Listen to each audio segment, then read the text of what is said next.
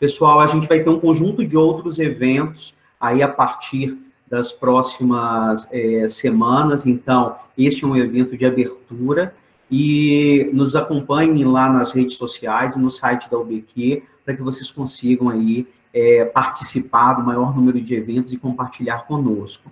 Tânia, passo a palavra para você, agradeço novamente a gratidão da diretoria da UBQ, da equipe da UBQ, dos associados da UBQ, em poder estar aí nessa tarde com você, e você sabe, né, está no meu coração, minha companheira de treinamentos. Então, pessoal, com vocês, a Tânia, peço que a Tânia se apresente, mas vamos aí explorar o máximo conhecimento dessa sumidade na área da qualidade e de comportamentos, né, gestão comportamental dentro das organizações. Caso tenham dúvidas, vão colocando no chat, que aí a equipe da UBQ depois vai gerenciando essas dúvidas e repassando para a Tânia, para a gente fazer de uma forma bastante dinâmica, tá bom? Muito obrigado. Tânia, com você. Rafa, obrigada demais. É claro que eu tenho também uma gratidão ao BQ, a gente, não só por ser uma entidade da qual eu fui diretora, mas na qual a gente caminha juntos em parcerias, e você, Rafa, sabe o quanto tem sido bom a gente fazer essa dupla para dar os nossos cursos, você com a parte técnica e eu com a parte comportamental, e isso, de fato, me aproximou muito de você. Muito obrigada, obrigada ao BQ. Queria também agradecer todos que estão aí, a maioria eu conheço pessoalmente. Eu quero agradecer pela disposição de todos vocês, de passar esse tempo aqui comigo, tá? É realmente muito gratificante, e eu vou me colocando aqui à disposição através do chat para depois responder as perguntas. Então, primeiro eu quero falar do que eu faço, né? Eu sou psicoterapeuta, trabalho na linha da Gestalt, essa é a minha primeira formação foi em clínica, eu tive consultório muitos anos, e há cerca de 2 anos eu retornei às minhas atividades na clínica por entender que, com o tempo, com o envelhecimento, a idade é favorável dentro da clínica, é favorável para a confiança e para uma série de outras coisas. E neste intervalo, entre o consultório no começo, logo na formatura, né, logo depois da formatura, consultório que eu montei com a minha grande amiga Sandra Greco, nesse intervalo de 20 e poucos anos, eu fui para dentro das empresas, trabalhar com saúde ocupacional, programa de saúde mental do trabalhador, administração de riscos, e um belo dia eu me vi me especializando na área da qualidade, no começo dos anos 90, na explosão dos modelos, né, do TQC, que é o Total Quality Control, e acabei me apaixonando e fui para consultoria, para cursos. Então, hoje eu continuo nas empresas, dando cursos, porém, foco total na área de comportamento e no change management, que é a gestão da mudança. Então, como é que vai funcionar essa live que eu planejei aqui? Eu vou falar durante meia hora no máximo, 30 minutos, e a partir daí eu vou responder perguntas, comentários de vocês, eu vou abrir o chat, eu não estou deixando aberto, porque eu ainda não aprendi a fazer 2 coisas ao mesmo tempo. Ou eu vou me concentrar no que eu vou falar, ou eu vou ficar olhando para aquilo que vocês estão escrevendo. Então, eu dei uma escapada, mas logo que eu terminar de falar, eu vou voltar a atender vocês, né? Então, vou começar falando do significado de alma e por que eu dei esse título para o texto e que, a pedidos, acabou virando essa live, né? Foi até uma sugestão da Mariane, estagiária da UBQ. Eu estou chamando de alma aqui aquilo que pode ser interpretado como psique, como self, ou qualquer nome que você queira dar, mas eu estou especialmente me referindo à sua relação com o seu mundo exterior, com o seu mundo interior. Então, o convite que eu faço a vocês é para aproveitar esse momento de reclusão, que por estarmos em reclusão não estamos trabalhando menos, né? Muitos estão trabalhando online, acumulando as funções da casa, de olhar filho, cozinhar, e fazer esse monte de coisas que a gente há muito tempo não se dedicava a fazer. Então, o convite que eu faço é que aprofundem nesse momento o seu autoconhecimento, que pode ser aprimorado até na sua relação com o outro, começar a entender o que é seu, o que é do outro, que tipo de mudança pode acontecer nesse momento, enfim, partir desse autoconhecimento e aplicar os princípios do 5S a você mesmo, ao seu mundo interior, substituindo essa caminhada que pode estar pesada e lenta por uma caminhada com muito mais leveza e muito mais desembaraço. E se algum dia alguém te diz que viver é fácil, viver não é fácil.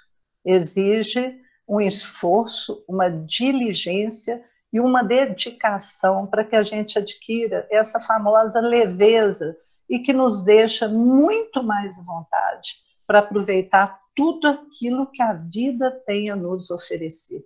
Aproveitar na sua essência, no seu tempo e com a merecida dedicação.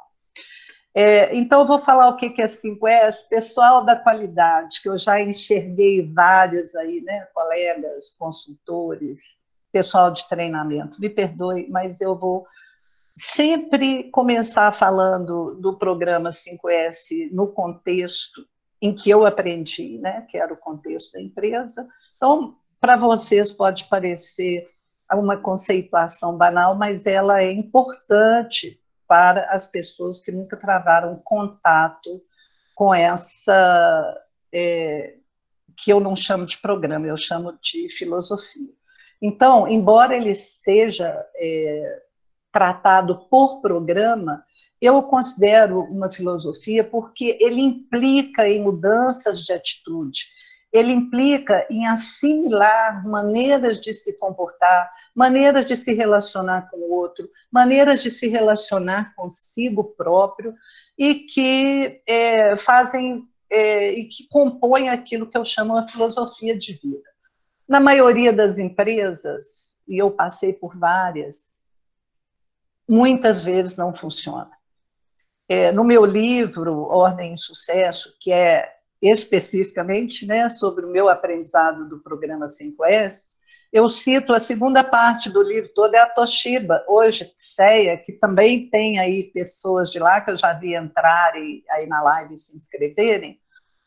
A gente, naquela época, eu tinha essa empresa como uma empresa exemplar, e é por isso que eu dediquei muito do meu livro a eles, a mostrar as práticas que naquele momento aconteciam, né?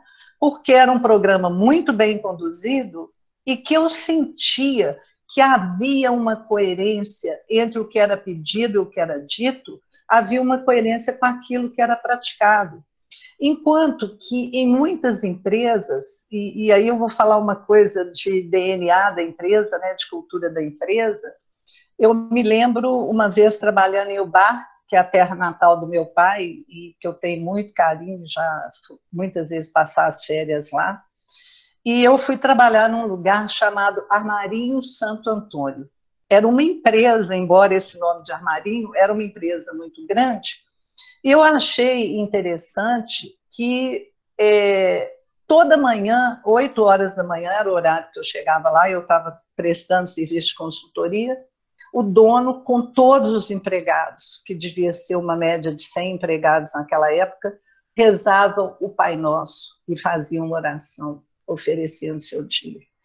E aí, independentemente do dono estar ou não, e não sei se é uma prática que continua pós a morte dele, se ele já tiver morrido de fato, é uma prática que entrou para a cultura, porque, como o próprio nome diz, ela começou a ser praticada, ela era feita espontaneamente dentro de uma coisa que a gente chama DNA na empresa. Mas só que, na maioria delas, as empresas olham isso como modismo, tentam implantar no exterior, e aí a gente começa a ver que 1 ano, 2 anos depois, eu não falo que volta ao estado original, porque as coisas não voltam a ficar tão ruins quanto antes. A gente sempre aprende alguma coisa, a gente está sempre rodando, sempre pedalando em direção ao aumento do conhecimento. Mas se perde muito esforço, se perde muito dinheiro e isso acaba custando caro.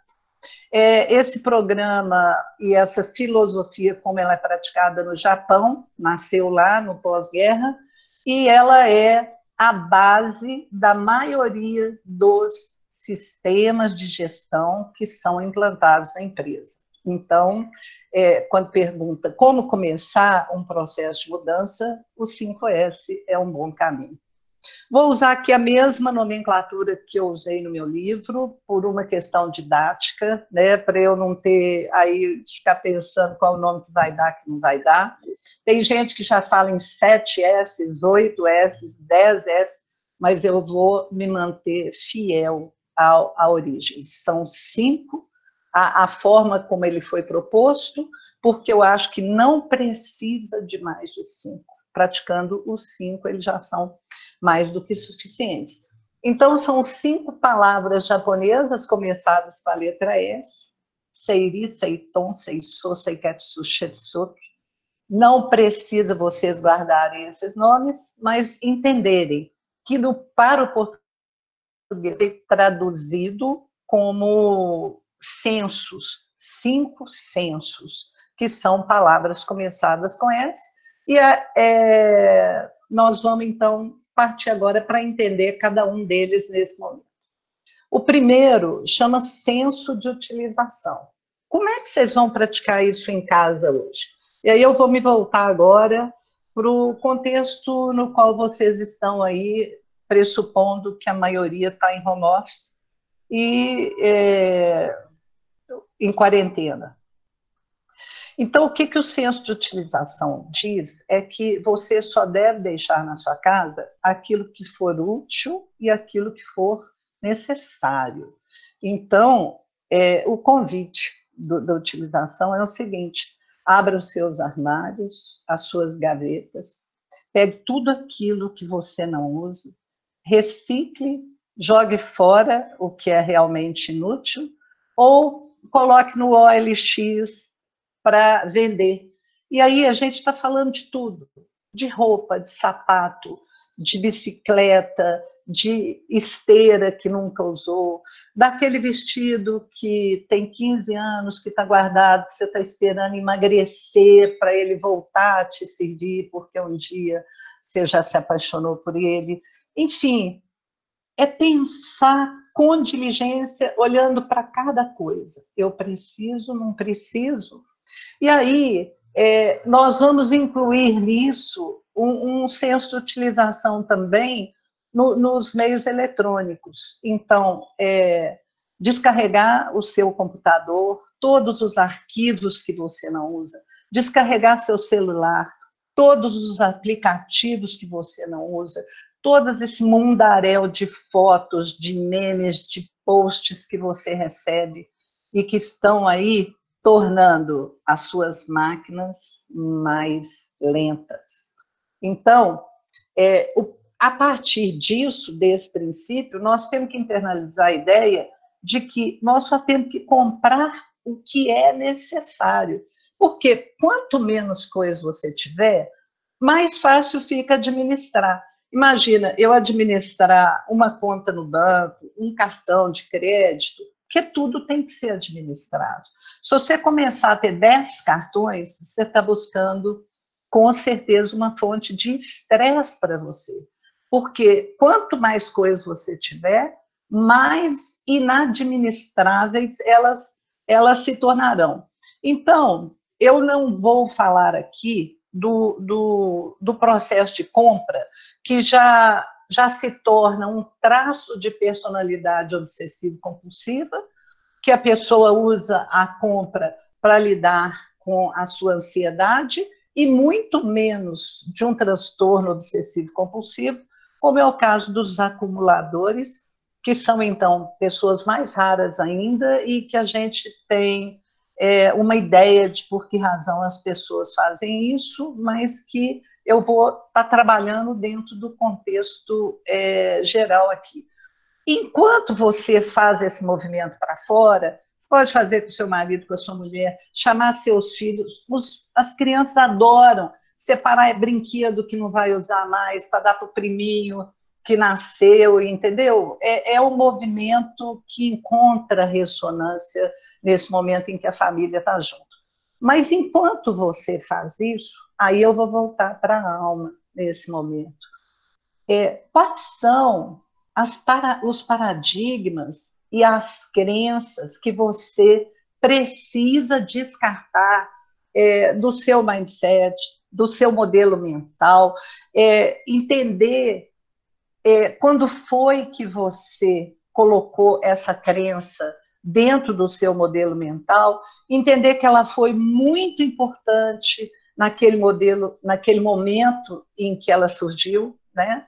Foi uma crença que te ajudou a atravessar um momento difícil, quando criança ou quando adolescente.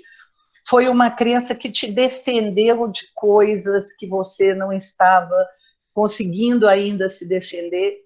Porém, quando você analisa qual é a ressonância que essa crença tem com o seu momento atual, você vai ver, muitas vezes, que isso já passou, que isso não tem mais aderência àquilo que você está vivendo naquele momento.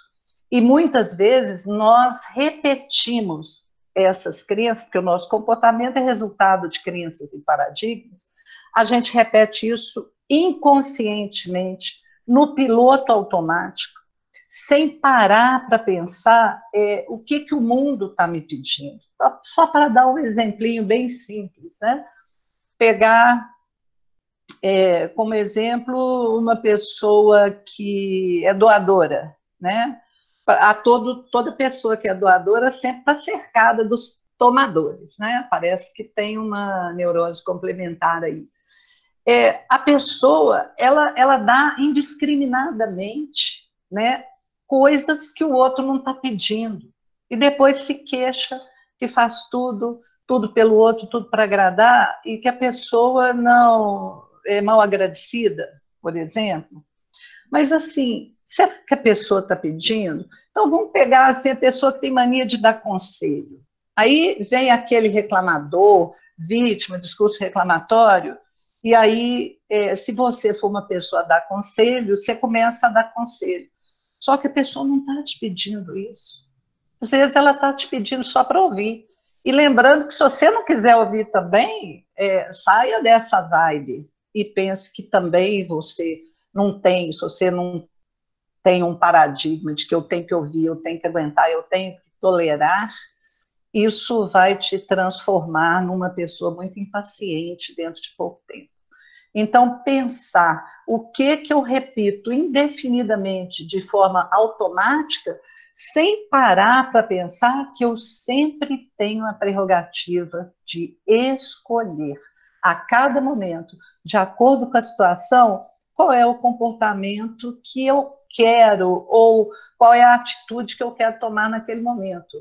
E quem fala muito bem disso é o Viktor Frankl, né, que tem um livro pequenininho e fácil de ler, que chama O Sentido da Vida, e ele sempre fala que mesmo no campo de concentração, ninguém tirou dele a prerrogativa de escolher sucumbir àquele momento ou acreditar que tudo poderia ser diferente. E ele realmente foi uma das poucas pessoas que conseguiu sobreviver. Ainda dentro do senso de utilização, lembrar que ele tem que combater o desperdício. E eu vou chamar a atenção aqui para uma classe de desperdício que está sendo muito comum nos nossos tempos, que é o desperdício do tempo, né? Muitas pessoas se comportam como se tivesse à sua disposição um estoque inesgotável de tempo. E muitas vezes, quando se dão conta, o tempo já passou e não dá mais tempo de fazer tudo que ela pensou que poderia ter feito. Aí a pergunta aqui que caberia é a seguinte: quanto tempo que você desperdiça? Vamos dar um exemplo aí. Quanto tempo você desperdiça no seu diálogo interno? E o que eu estou chamando de diálogo interno são essas fulminações. Você deveria, você não deveria, os conflitos, né, que a gente tem internamente com os nossos dominadores, com aquilo que a gente acredita que é correto, mas que, na verdade, o seu desejo não é se comportar daquela forma. Tem gente que tem um diálogo interno, duas pessoas conversando, né? É você conversando com um dominador ou com um dominado, etc. Mas tem gente que tem uma comunidade aí dentro, entendeu? E esse é infindável essa relação conflituosa que se estabelece, que acaba vindo como uma externalização desses conflitos internos, ela acaba transcendendo, né, a sua própria alma e vindo aqui para o mundo externo. Então, nesses ensaios mentais, que pode ser, por exemplo, brigas, né? Vou brigar com fulano, você fala isso, eu falo aquilo, coletando cartas na manga para sair vencedor de uma contenda que é uma pura ilusão, sair vitorioso ou vitoriosa numa ilusão, ou gastando seu tempo com esses sonhos impossíveis e irrealizáveis, que muitas vezes dependem muito mais do outro do que de você mesmo. Estou vendo que está fazendo um barulho estranho aí. Aqui eu recomendo um livro para vocês, que não é um livro novo, um livro que eu comprei há muito tempo e que me foi muito útil nessa minha trajetória. Chama A Arte de Fazer Acontecer, de um autor que chama David Allen. Depois, se vocês quiserem, eu vou passar meu contato aí no Instagram, no Face. Alguns que eu vou sugerir eu tenho em PDF, posso ceder perfeitamente para cada um de vocês. Então, o segundo senso, aí o primeiro você botou só o que você usa, descartou, começou a pensar em desperdício, pensar duas vezes antes de comprar, né? E aí, porque também não adianta, você limpa tudo, organiza tudo, daqui a pouco você compra tudo de novo, sua casa está lotada de tralha outra vez. Eu chamo de tralha aquilo que a gente não usa, né? Então, o senso de ordenação, que é o segundo, ele pede o seguinte: pegar tudo que sobrou e ordenar de maneira coerente, de forma que facilite você ter à mão e encontrar tudo aquilo que você precisa. Então, o critério que você vai usar, por exemplo, eu vou organizar minhas roupas por cor. Como é que eu vou separar as minhas roupas? Como é que eu vou separar meus sapatos? Eu vou separar coisas por afinidade de uso, por exemplo, caneta, lápis, borracha, material escolar num determinado lugar, de forma que facilite, né? Agora, se você tiver conseguido esvaziar um pouco o seu HD externo, se libertando disso que a gente chama de crenças e paradigmas, você terá a oportunidade de se reformular e de deixar que entre algo de novo, que agregue mais valor à sua vida.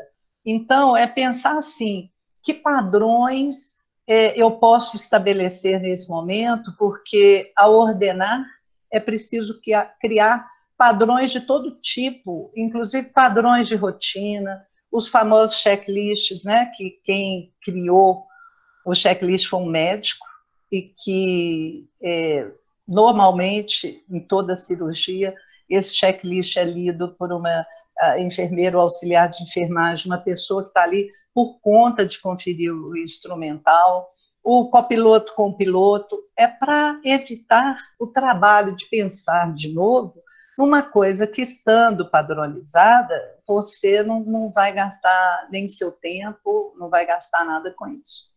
Então, padronizar aquilo que é simples e que pode ser padronizado e tornar consciente todos os seus hábitos que você executa de maneira inconsciente. Então, ordenar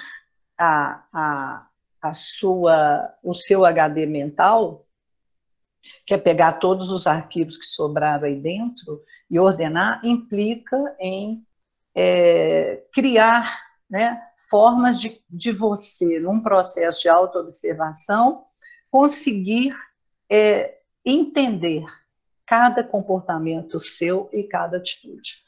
A exemplo do PEPS, que é uma metodologia que a gente usa, primeiro a entrar, primeiro a sair, vocês fazer isso com todos os itens de produtos do supermercado, compras que vocês fazem, produtos que têm data de vencimento, quem trabalha em hospitais, trazer essa ordenação sistematicamente, considerando datas de validade, trazendo para frente aquilo que vai vencer primeiro para inibir todas as perdas. Essa capacidade de priorização, que eu chamo capacidade, o senso de ordenação, nos leva a priorizar aquilo que é realmente importante para nós.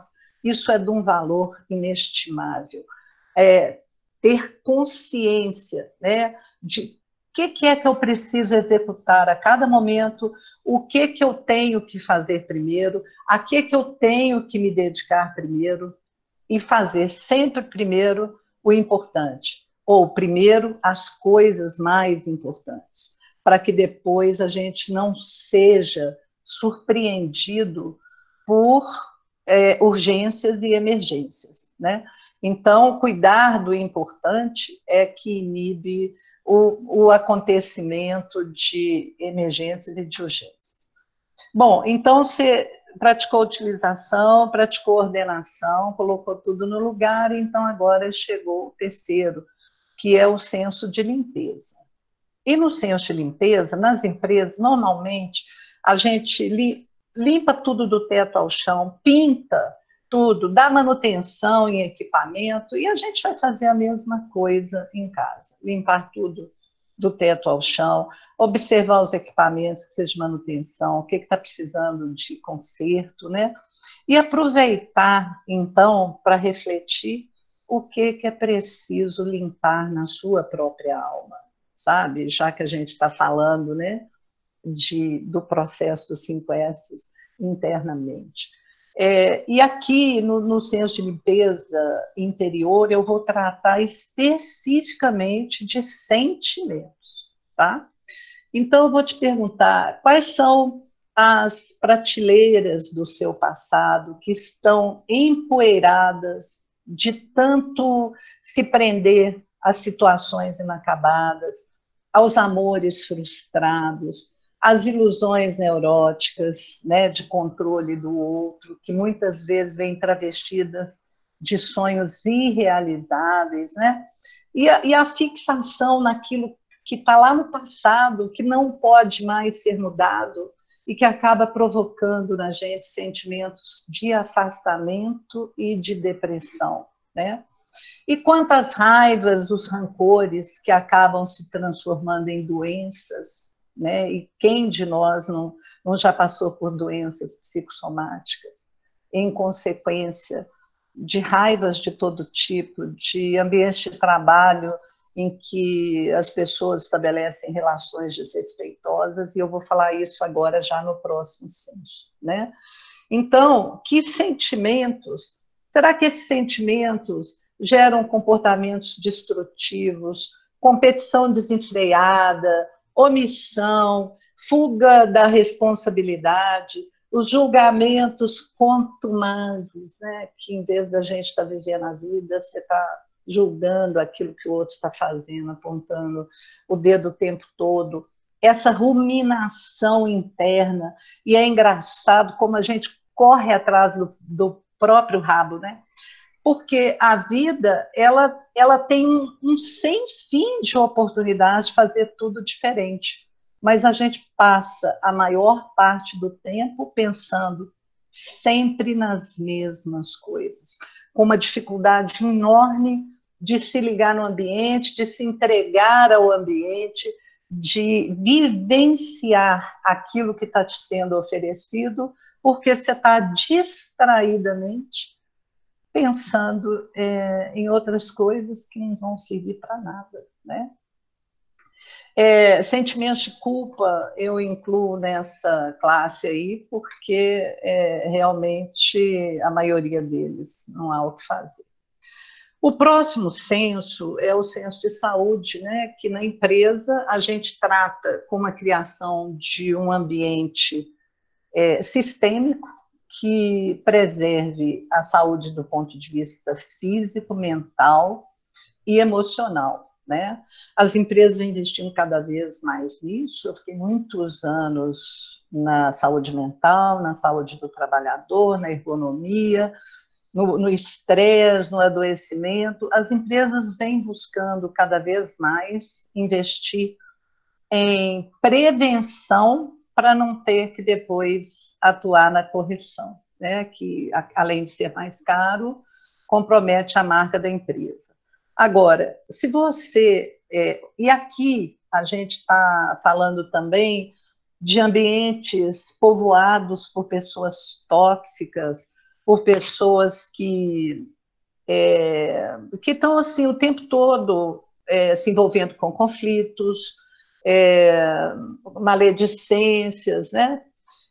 Como é que a gente faz para sanear esses ambientes de forma que a gente possa não se amofinar ou não sofrer em função de desrespeitos no ambiente de trabalho, vindos do chefe ou dos colegas, né? E que muitas vezes a gente pensa que saiu do trabalho e não está levando as suas questões para casa, os seus conflitos, e quantos de nós já não acordou de noite para pensar nas desavenças e em coisas que a gente nem teve como lidar naquele momento, né? Aliado a isso, então a pergunta para você, né, do ponto de vista físico, o que você tem feito em termos de atividades físicas? Não vou discorrer sobre isso, porque a gente já sabe que isso é recomendação da Organização Mundial de Saúde, né? Fazer exercícios, boa alimentação, quanto você vem investindo no autoconhecimento para você se tornar uma pessoa cada vez melhor, né, dentro da visão nossa da qualidade de melhoria contínua, terapia, meditação, cursos, enfim, o que você tem feito pela sua saúde física, pela sua saúde mental, seu aprimoramento mental, aumentar seu conhecimento e também o seu aprimoramento emocional, através de terapias ou de meditação. Tem muita coisa interessante e muita coisa boa aí disponível. E aí, que hábitos você deveria, ou poderia instalar na sua vida para que você pudesse colocar esses bons hábitos rodando o tempo todo, sem que você precisasse mais, né, de se ocupar deles assim com tanta veemência. Aqui eu sugiro um outro livro, esse eu tenho em PDF, ficou aí em primeiro lugar na Veja, aí, ó, Semanas e Semanas, que é O Poder do Hábito, do Charles Duhigg, tá? E por último, o senso de autodisciplina, né? Que é o que faz os 4 anteriores funcionar o tempo todo. Porque se você não tem disciplina, você começa de novo a acumular, começa de novo a desordenar. Então, aqui a ideia é não fazer de novo aquilo que a gente devia ter feito certo da primeira vez. O retrabalho é caro, ele demanda tempo. Você pensa assim, em atitudes simples, quanto tempo a gente perde no dia procurando coisas que sumiram, que você devia ter colocado no lugar, que alguém veio e tirou do lugar e não colocou, enfim. A disciplina nos ajuda muito nisso.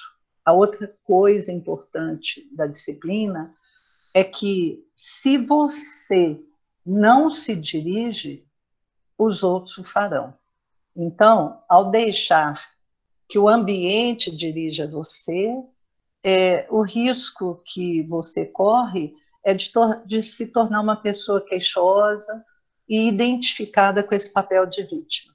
Eu não faço porque fulano não deixa, porque não dá, porque se eu fizer, não sei quem acha ruim, e o momento não é esse, o momento não é esse, e o momento nunca chega, né? É importante saber que a disciplina promove a liberdade. As pessoas se tornam essencialmente livres quando elas se tornam disciplinadas. Quando elas conseguem estabelecer as suas rotinas, elas se tornam donas de si mesmas, do seu tempo e daquilo que elas consideram que é importante na própria vida.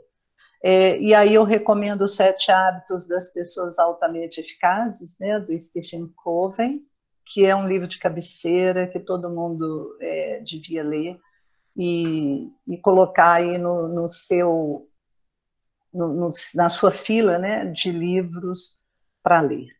Então, aqui, já partindo para o encerramento e para a gente já começar a olhar aí o chat, eu queria desejar a vocês, eu vou fazer o encerramento agora, porque eu sei que, bom, pelo menos nas palestras físicas, quando começam as perguntas, muitas pessoas saem, e eu não queria que as pessoas saíssem sem que eu tivesse a oportunidade de deixar a minha mensagem final.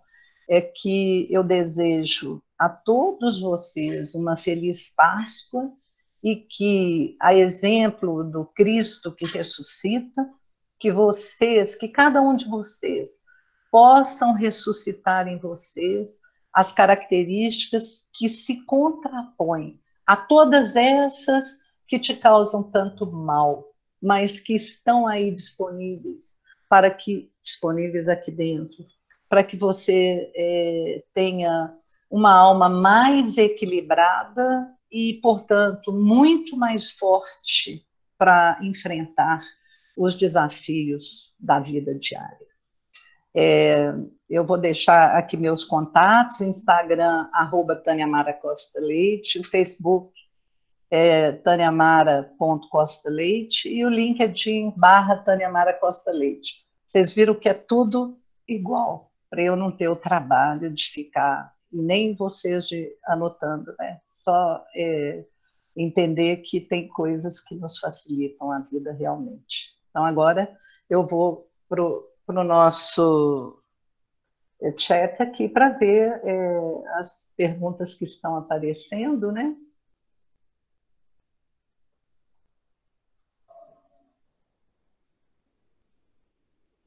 Só um minutinho aqui, tá? Que eu quero voltar lá no começo por uma questão de ordem mesmo, tá? A Júnia Papini, colega de motociclismo, dando boa tarde. Sheila, obrigada. Amiga para todas as dificuldades, inclusive computador que queimou ontem, queimou a placa-mãe, se não me engano, computador com 1 mês de uso, e a Sheila resolveu isso tudo para mim. Obrigada. Isabel, obrigada.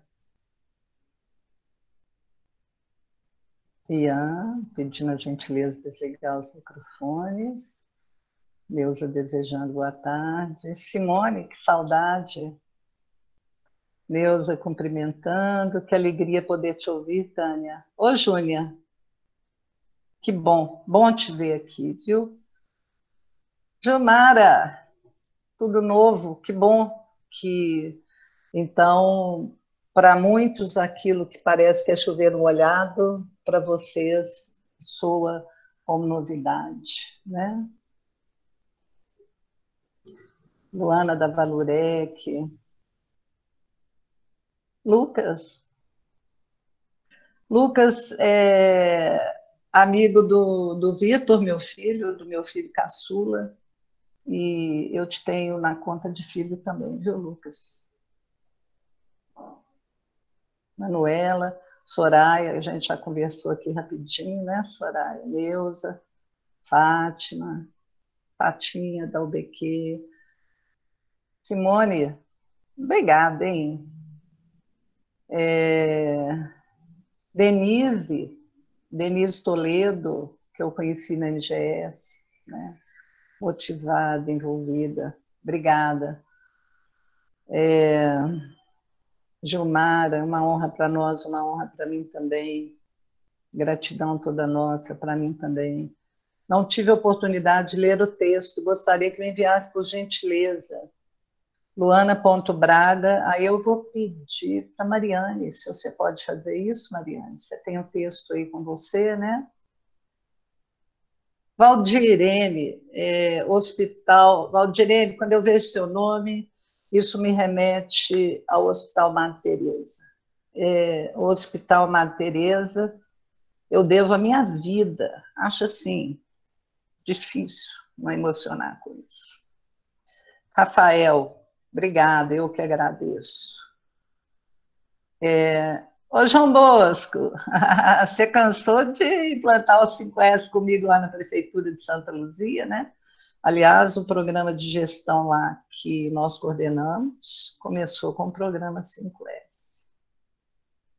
A página está travando para Adriana Pinheiro. Você consegue resolver isso aí, Ana? Conexão, tá? Tá ok. Tomara que você tenha conseguido resolver, Adriana.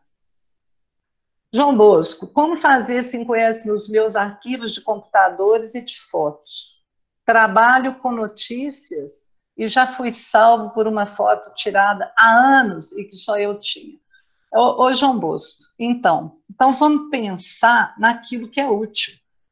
Se as fotos são úteis para você, fazem parte do seu trabalho, você, obviamente, vai criar um critério de armazenamento no HD externo e não vai deixar a sua máquina rodar pesada por causa disso. Justamente porque você é jornalista e trabalha com foto, você tem que estar com seu HD interno aí leve. Então, critérios para armazenamento em ordem cronológica ou com a ordem, o critério que você definir, né?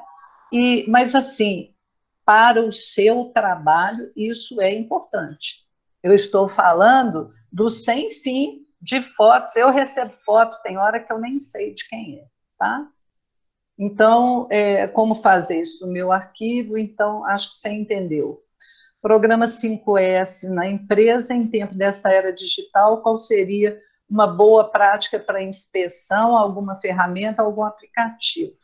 Então, a Cristina, nesse tempo digital, primeiro, nós podemos fazer auditoria digital.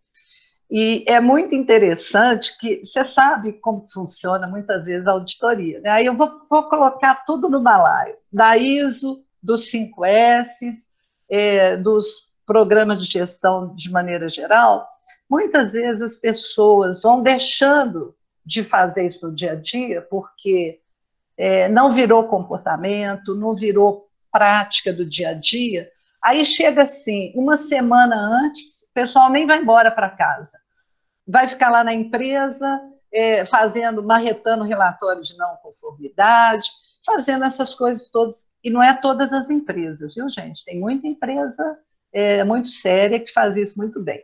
Mas eu lembro, quando eu fazia auditoria nos computadores, a gente sugere que no desktop não tenha nada, entendeu?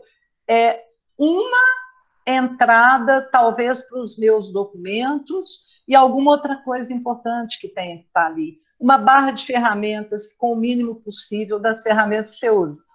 Mas, assim, é muito engraçado, porque tem gente que tem 60 ícones diferentes no seu desktop. Eu fico pensando quanto tempo a pessoa leva para achar um documento que ela precisa. Você sabe que o tempo mundialmente preconizado é você encontrar em 1 minuto, seja físico ou eletrônico. o que você está procurando. Se você está demorando mais de 1 minuto, é porque a sua organização está falha.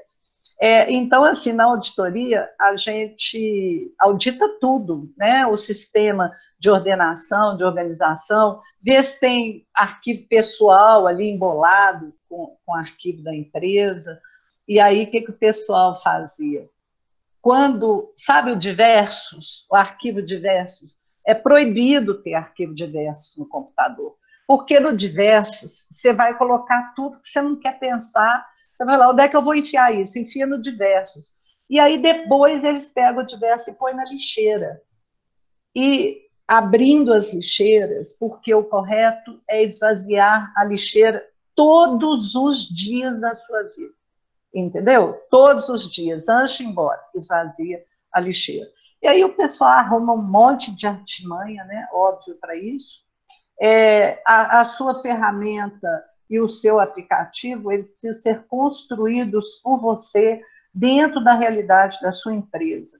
Use planilhas ou introduza as planilhas dentro do sistema de gestão da empresa, principalmente se você já tiver um sistema de gestão único, né, de meio ambiente, qualidade,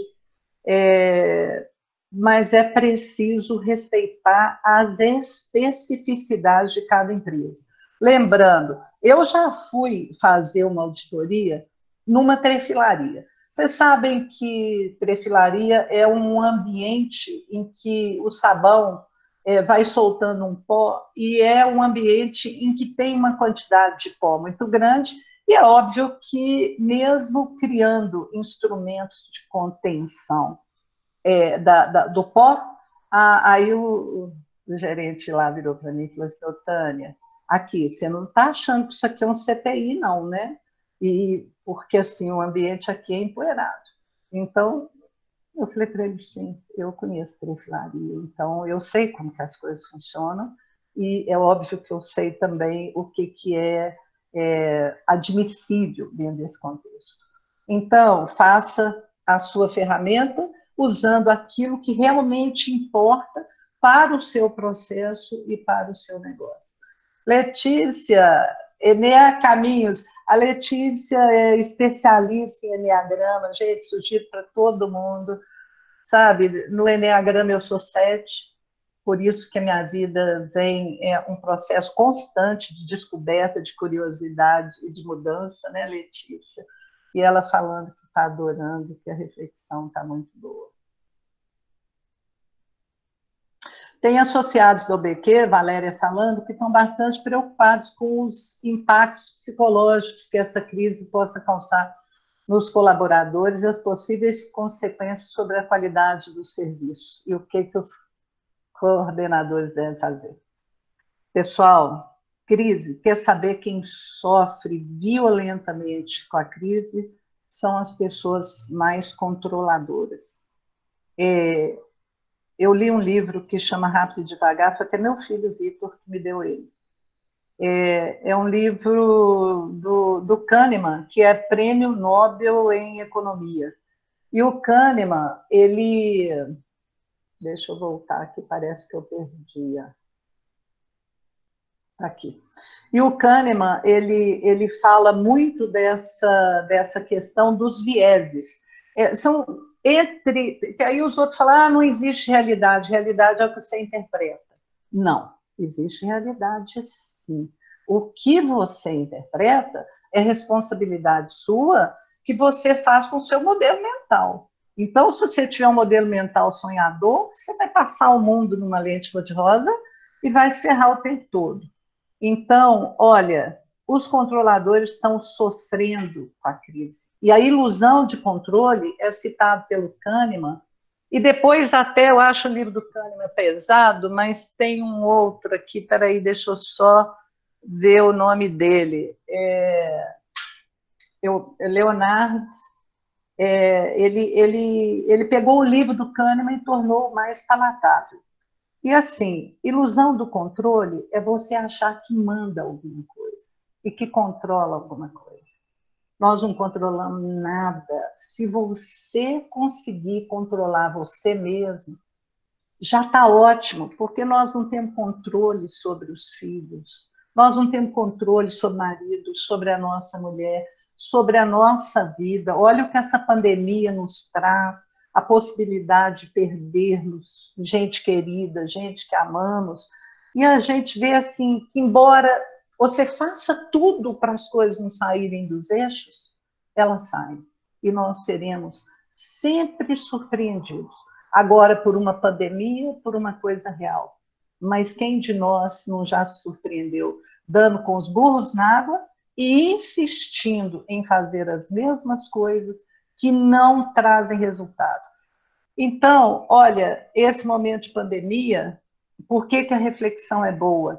É que é o momento assim, não adianta nós querermos, nós podemos mitigar os riscos. E é isso que a gente está fazendo, né? Trabalhando em casa, eu não saio, meus filhos estão fazendo compra para mim, põe as compras no elevador, não tem contato com filho, com neto, fico doida para ver, mas no máximo, assim, de dentro de um carro, eu olhando através do vidro a minha netinha Julinha outro dia. Sabe, dói, mas vai passar. E para quem está em cargos de liderança, o momento é o momento de não pensar no que vai acontecer. Sabe por quê? Quando a gente olha, vamos pegar um clima de guerra. Qual que vocês acham que foi a empresa que mais ganhou dinheiro com a guerra? Foi a Procter & Gamble. Sabe o que ela vendia? Vela e sabonete. Era um péssimo negócio antes. E depois se transformou no melhor negócio do mundo. Né? Isso eu vi na história da P&G. Então, a gente não sabe o que vai dar certo, o que vai dar errado, sabe? É um momento, assim, de a gente ser criativo, né? Pegar o seu negócio e adaptá-lo a um negócio, igual estou fazendo atendimento. Eu tenho clientes com atendimento à distância, mas, assim, pessoas que eu nunca pensei que eu poderia, que poderiam, né, dar certo e ir para usar um atendimento à distância, está dando super certo. Então, gente, olha, nós temos que entender que é o tempo de criar e o tempo de manter as emoções sob controle, na certeza de que, por mais danos que tenhamos, nós precisamos ter resiliência para ultrapassar esse momento. E não ficar aí criando briga, criando expectativas catastróficas, que é outra coisa também, que é um viés que se interpõe e que, sabe, quem começa a viver de expectativa catastrófica entra em sofrimento. Então, nós precisamos superar isso. Nossa, gente, é muita coisa. Se eu não der conta de responder tudo, tá? Eu prometo que depois Nossa, é muita coisa. Tá. Soraya me agradecendo. Tânia, A Valdirene agradecendo. Oi, pode nós falar. temos mais 4 minutos e a gente tem o e-mail das pessoas, né? E se não der tempo, as pessoas tiverem interesse de sair da reunião, não tem problema nenhum. As perguntas que não foram respondidas, a Tânia vai fazer contato depois, tá, gente? Mas quem quiser ficar também, a gente deixa mais 10 minutinhos aí para a Tânia responder as perguntas, ok, Tânia? Tá bom. E aí, se eu tiver pulado alguém, me perdoa, mas é muita coisa. Paulinho, primo, irmão, falando que é bom demais me ouvir te ver, bom demais também te ter aqui. Parabéns pelo alto astral, MN Araújo. Luciana, obrigada, Luciana. Conheci na BBA, né? Bel Descartes Arames. Gilmara, tenho saudades da sua linda alma, não? Obrigada, Gilmara. Sandra Greco, amiga do peito. Ieda, obrigada, Ieda. Sérgio, um grande abraço, Sérgio, aluno, depois Universo Elétrico, né, nos meus trabalhos de consultoria. Te agradeço por ter me levado e me apresentado lá. A Paula desejando serenidade para todo mundo. A Luana dizendo que foi incrível. Eu que agradeço, Luana. Cristiele. Ramon, meu genro, por mais que você goze a minha cara como sua sogra, não vou pegar coronavírus, viu? E obrigada, viu, Ramon? Te amo muito, você, Cristiane, minha filha. E o Ramon perguntando como manter sanidade mental no confinamento. Olha, se você já era mentalmente insano, não estou falando você, não. Qualquer um que já não tem sanidade mental, no confinamento isso vai piorar, é lógico. E o que é pior são os embates, né? Você começa a escutar vizinho quebrando pau, a intolerância vem à tona. Você fala, pô, estou casado com a pessoa, tem 20 anos e não conheço essa pessoa. É verdade, porque estavam ambos distraídos. Agora procura ver o que é seu, o que é dele, e o que é dos seus filhos, porque é o momento em que a gente vai ter que se munir de forças mesmo para poder manter o prumo, fazendo coisas que a gente gosta, resgatando os velhos hobbies, né? Voltar a costurar, cozinhar, é divertido, sabe? Essas coisas que a gente já tinha abandonado. Obrigada, Paulo. Paulo Leite, um grande amigo também. Eurípides, obrigado. Luana, obrigada. Leandro, você não sabe o quanto eu te sou grato como amigo do meu filho, o quanto eu te sou grata como amigo do meu filho Vitor, e te falar que eu te prezo muito, viu? A Juliana, tia, adorei, sobrinha, linda, e eu me encaixo perfeitamente na FAO de 5S. Então, Ju, a oportunidade de começar a mudar, né? Se tem como assistir de novo, e a Denise Toledo aí reforçando, que também gostaria de assistir de novo, está sendo gravada, tá? E se ficar boa, com certeza a UBQ vai disponibilizar, mas se ficar ruim, eu conheço a UBQ, qualidade é o carro-chefe. Júnia, querida Júnia, minha colega de motociclismo, ali a plaquinha da Rota 66 ali atrás, e o quanto esse nosso hobby agora está prejudicado, mas sempre na esperança de que isso tudo vai passar, né? Obrigada, Ramon. Parabéns pela palestra sensata, Daniela Figueiredo falando. Ô, Gualberto, você gostou aí que eu falei esse bem todo aí da Toshiba, hein? Bom te rever de novo, e foi colega, companheiro aí. Ô, Luciane, obrigada, saudade também, viu? Pode aparecer. Kelly, obrigada, Kelly. Tá. Pessoas tóxicas, o Paulinho falando aqui de pessoas tóxicas, é um bom tema, viu? É um bom tema. Mas eu estou passando nisso aí por alto. Deixar anotado em algum lugar os livros, posso mandar para a UBQ e deixar disponibilizado lá, tá? Pode deixar que eu me encarrego de fazer isso, de passar isso de novo. Nossa Senhora. Lourdes, parabéns pelas palestras. Ô, Lourdes, obrigada, viu? Da Geosol, amante da UBQ. Como desenvolver a autodisciplina? Ô, Ian, eu vou te pegar no jeito aí, vou pegar um dia você na UBQ para a gente tratar dessa questão da disciplina. Disciplina para tudo, né? O indisciplinado é um sofredor. Aliás, a desorganização mental, ela se reflete na nossa desorganização interna, sabe? Pessoas mentalmente organizadas, isso está refletido na forma como elas se relacionam com o mundo, né? Na questão de cultura. Aí a Júnia perguntando como desenvolver a disciplina, A gente pode marcar um outro dia só para falar da disciplina, tá?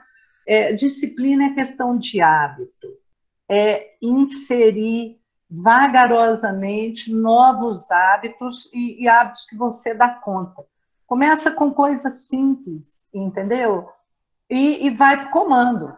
Tem que ir para o comando, porque se você não for para o comando, as pessoas vão te comandar e o ambiente vai te comandar, né? Então, num momento desse de pandemia, você conseguir estar no comando do seu equilíbrio emocional vai fazer toda a diferença.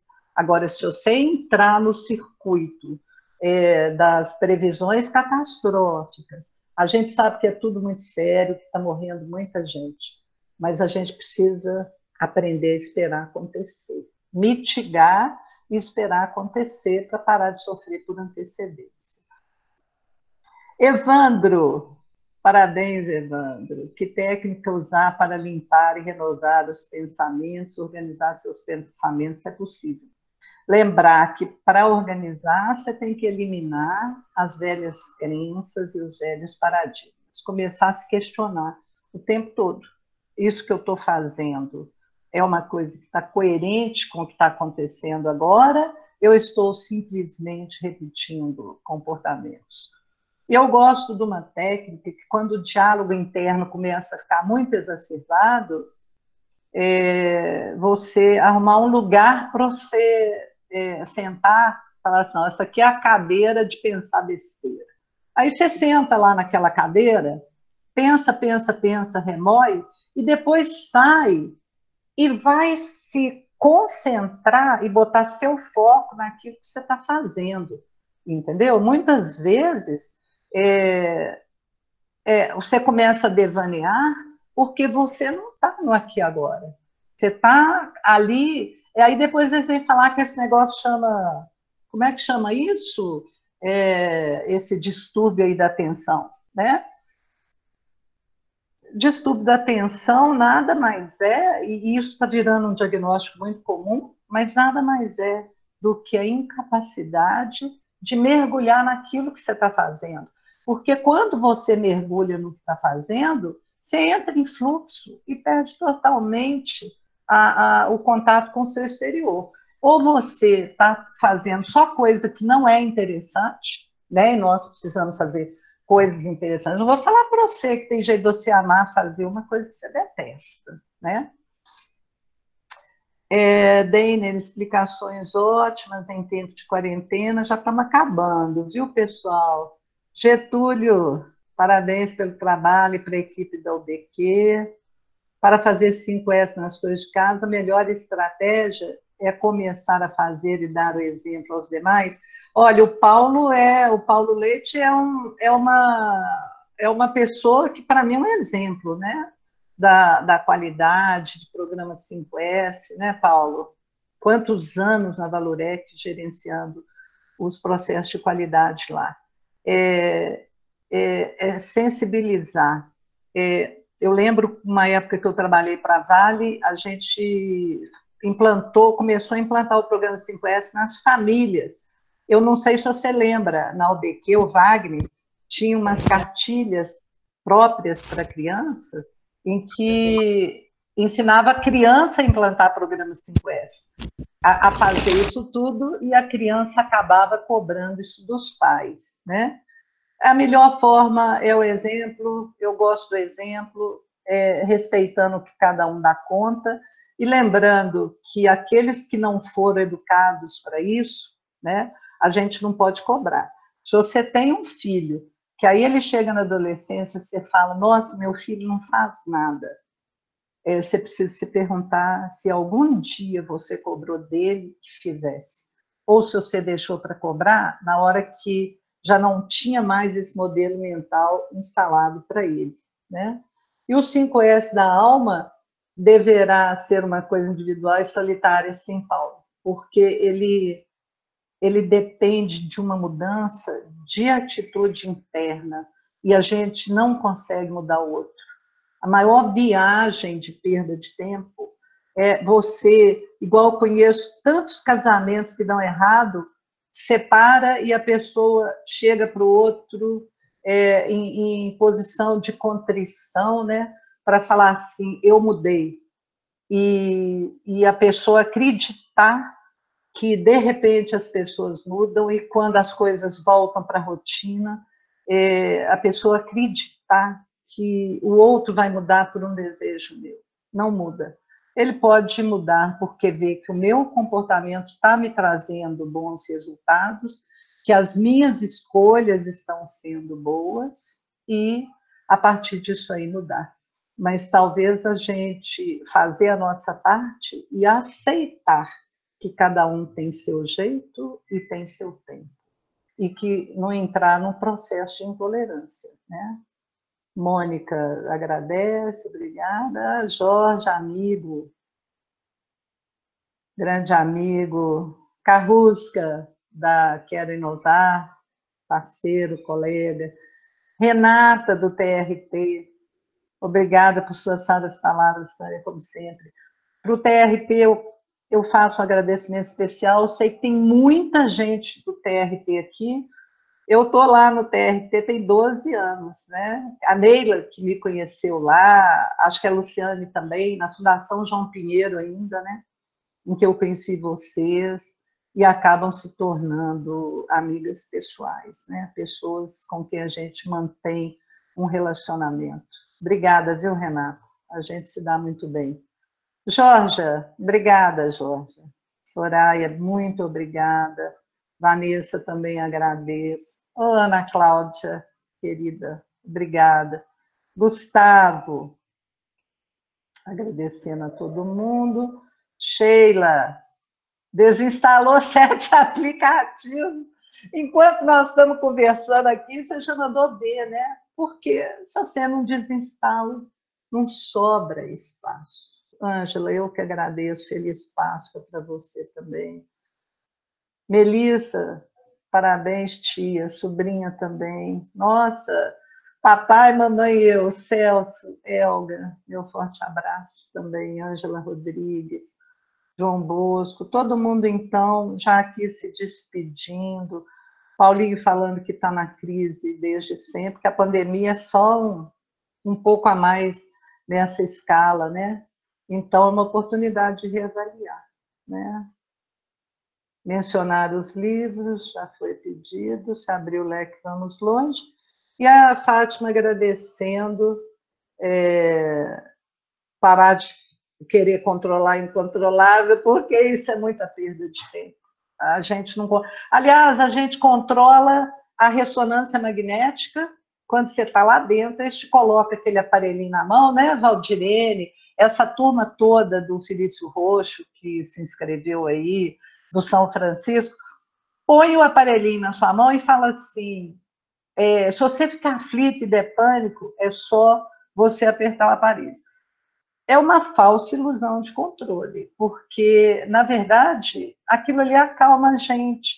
Mas se você acionar o aparelho, eu já perguntei, o médico vira para você e fala assim, se a gente parar, nós vamos ter que começar tudo outra vez, já está quase acabando. Então, assim, nem assim, né, a gente controla. Precisamos de muita ajuda. Cristiane, filha, mãe, eu tenho muito orgulho de você, sou sua fã. Eu também, filha, a gente tem esse entrosamento aí que é tão importante para nós, né, que nos faz muito mais que mãe e filha, amigas, né? E Eventos UBQ aqui, agradecendo por último. Neila, saudade também, viu, de te ver nas salas, né? Agradecendo todo mundo. Pessoal, obrigada. Obrigada pela oportunidade de estar junto com vocês. O Ian agradecendo, Eventos UBQ agradecendo. Pessoal, muito obrigada, de verdade. Oi, gente, obrigada pela participação. Tânia, muito obrigada pela participação. Fique ligado na agenda da UBQ, nós teremos um próximo evento agora, também com o Antônio Augusto, o Gustavo, coordenador de Lean, e vai ser bem interessante, participem dessa atividade, e tão logo nós voltaremos também com nossos eventos presenciais, tá bom? Muito obrigada, Tânia. Obrigada, Ana Paula. Tchau. Obrigado, pessoal. Tchau, tchau. Tchau, gente.